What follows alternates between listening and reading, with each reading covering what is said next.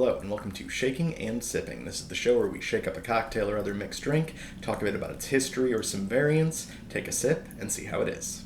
We're continuing our quest to work through the IBA's official list of cocktails to see how those stack up. We're in the second section, the Contemporary Classics, and this week's classic is the Cosmopolitan. Now, much like last week's Corpse Reviver, this is a drink that has a long history of drinks by this name that may or may not have anything to do with the drink about which we're speaking.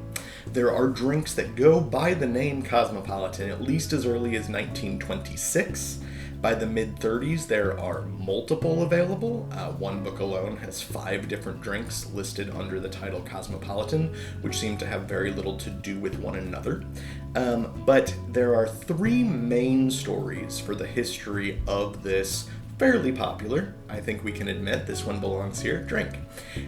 So the story that I think went around for a while, that I think a lot of folks still think might be true or might be simultaneously true with one of the other stories, is that of Neil Murray, who was a bartender in Minneapolis in 1975, who either added a splash of cranberry juice to a kamikaze, or added triple sec to his version of a Cape Codder.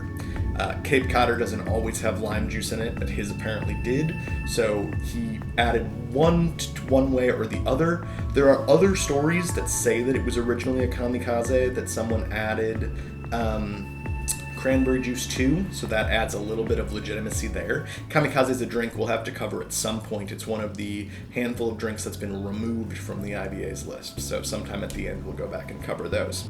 But that's one story. The second possible origin, which I think is certainly older, but I think has gained popularity as potentially being that origin more recently, is from a 1934 book called Pioneers of Mixing at Elite Bars.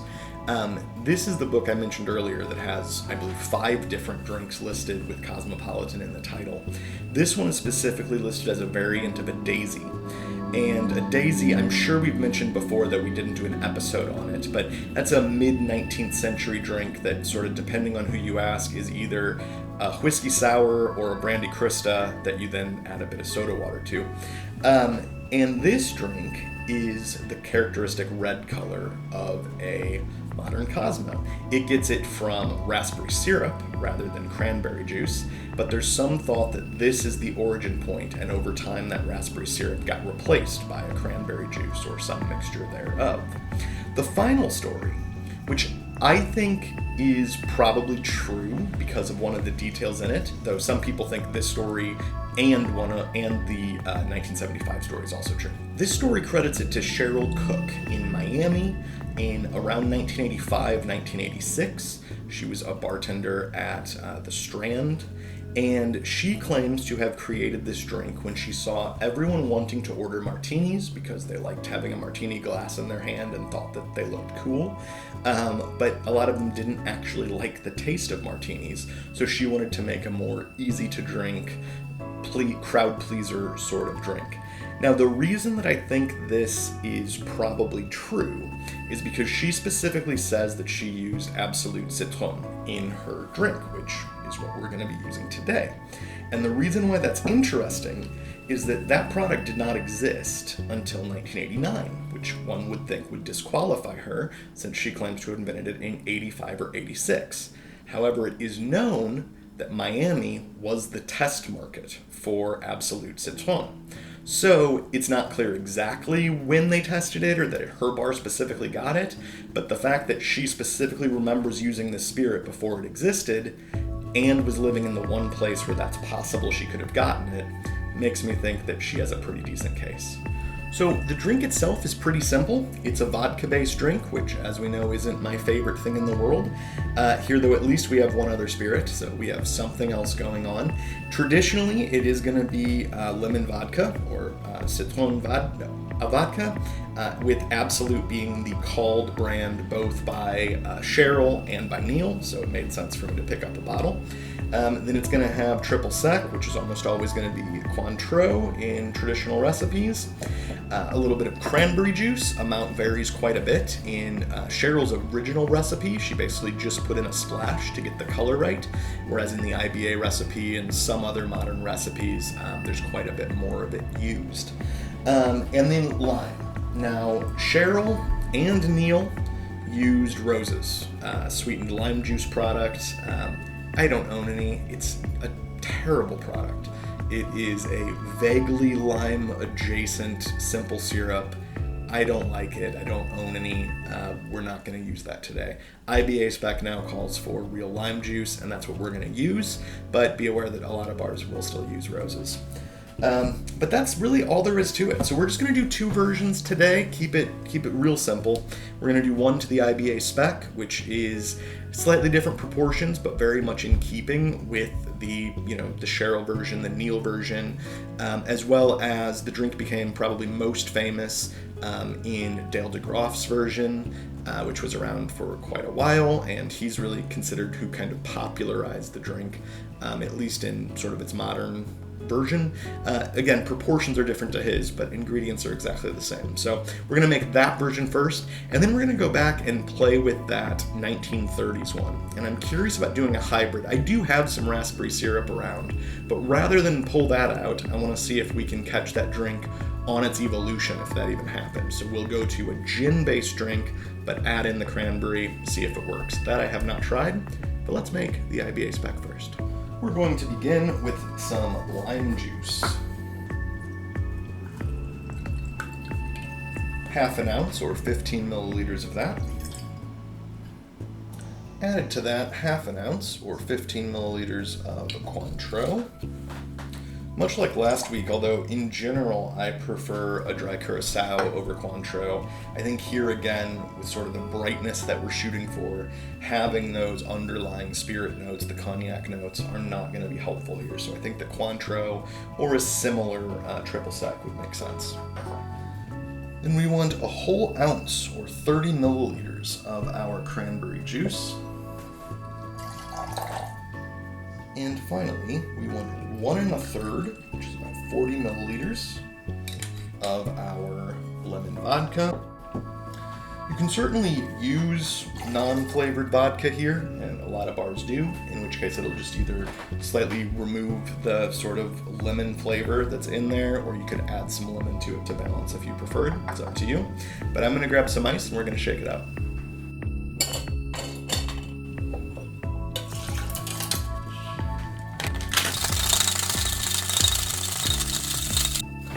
And I'm going to double strain that into an ideally chilled coupe. I don't think there's really much lime pulp in there, but I do want this drink to be pretty clear and pure. I think this would look nice, actually, if we could stir it instead. Obviously, with the lime juice, that's not a great idea, though if you were using clarified lime juice, I think that might be really nice. In terms of garnish, opinions vary. Some recipes call for none, some call for a wedge of lime. IBA calls for a twist of lemon. Get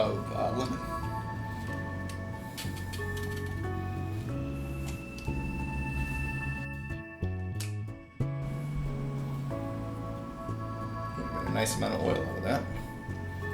I'm just going to drop it straight in. They would prefer it on the rim or something, but no need. And this is an IBA spec, Cosmopolitan, or Cosmo.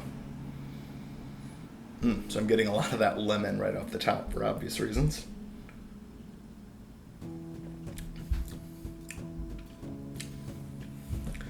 Pretty hard drink to argue with, to be honest.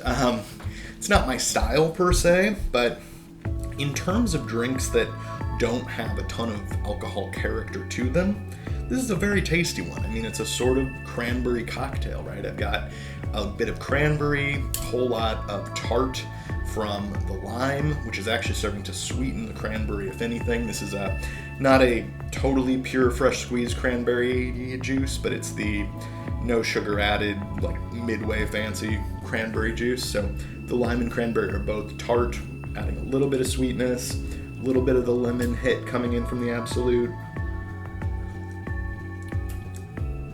The orange is just playing in there. I don't really read it entirely as orange.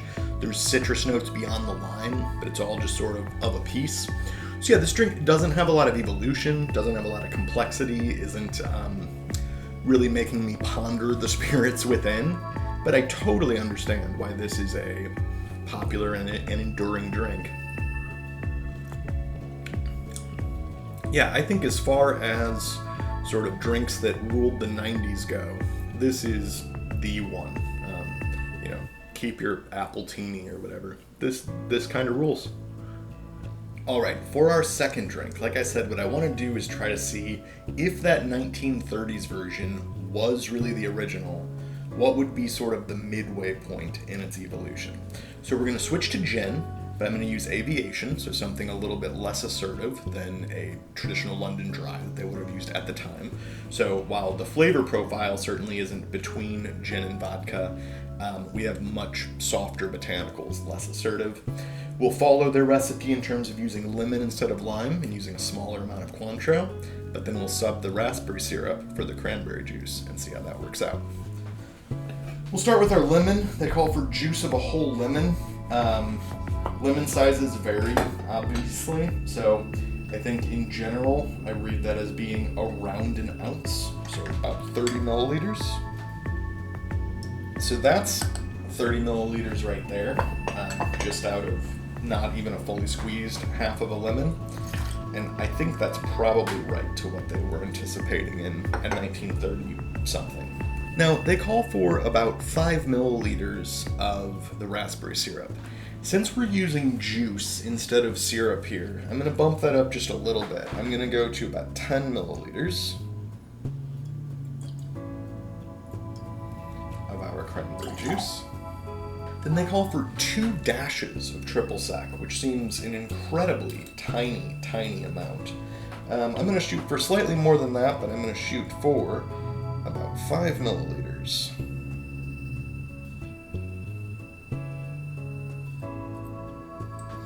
And you can see that we are rapidly running out of Cointreau. Luckily, it's our second drink of the day, and fear not, I've got more in stock, so we'll be just fine when that need comes around. And finally, our gin. That recipe has us at 45 milliliters, about 1.5 ounces.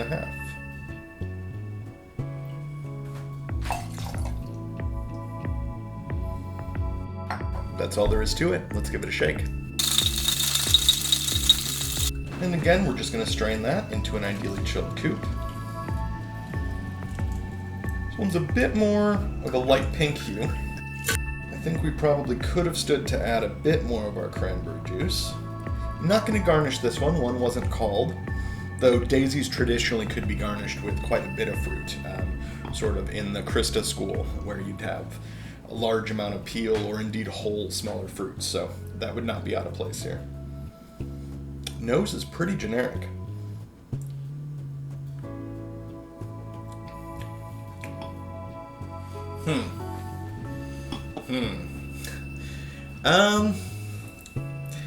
Flavor-wise, it's a little bit of a mess. It's not bad, it's just, it's not clearly anything. Okay, so that small amount of cranberry juice is not doing enough to balance out the sourness of the lemon. I'm not getting tart, I'm getting sour. So we're gonna add about half a bar spoon of a 2-to-1 simple and another splash of cranberry juice. I'm just gonna give that a quick reshake.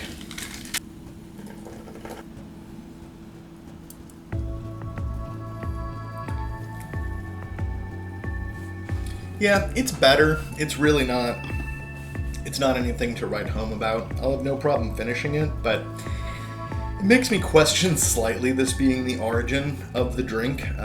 The raspberry would play much better here. Raspberry and gin goes really well together. Cranberry and gin might go okay, but with that amount of lemon in there, it really just pushes everything into such a sour place. I really feel we need a lot more sweetness in here to make that balance. And I just don't think that's going to get us where we want to go as a drink.